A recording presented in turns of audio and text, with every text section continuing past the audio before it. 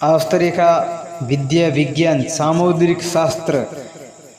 हस्तरेखा के अंदर हाथ की बनावट का अग्रभाग का परीक्षण के बाद में अब ये है करतल पृष्ठभाग यानी कर पृष्ठभाग। हस्त की पीठ कर पृष्ठ कहलाती हैं, जिसके कर पृष्ठ ऊंचे उठे हुए चिकने सर्पाकार फैले हुए होते हैं, नसें नहीं दिखाई देती हैं। ऐसे व्यक्ति केंद्रीय मंत्री, संसद सदस्य, उच्च अधिकारी या फिर राजकारी नौकरी के अंदर होते हैं, जिनके कर पृष्ठों में रोम तथा नसें दिखाई देती हैं। वे व्यक्ति हमेशा निर्धन होते हैं। जिन स्त्रियों के कर पृष्ठ उठे हुए रोम रहित मांचल होते हैं, वे सौभाग्यशाली तथा संपन्न रहती हैं। जिन स्त्रियों के हाथ में अत्यधिक रोम तथा नसें स्पष्ट दिखाई देती हैं, ऐसी स्त्रियां पति सुख से वंचित रहती हैं या उनके घर के अंदर दाम्पत्य जीवन के अंदर कुछ किसकिसाहट या कलह रहती हैं। जिनके कर पृष्ठ पर भूरे या हल्के रंग के रोम हैं, वे मृदु स्वभाव के होते हैं किंतु आलसी भी होते हैं।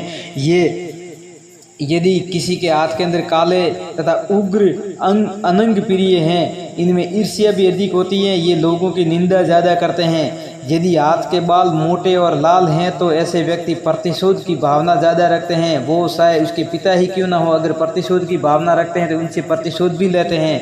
स्वभाव से क्रूर, प्रत्येक परिस्थिति में वासना पूर्ति करते हैं। बाल जितने पतले एवं विरल हो उतना ही स्वभाव मृदु एवं सरल स्वभाव का होगा। यदि कर पृष्ठ में मोटे एवं काले बालों का झुंड हो तो वह हिंसक प्रवृत्ति का होगा, हृदय से भी कठोर होगा। उसके कभी भी हृदय के अंदर दया नहीं होगी।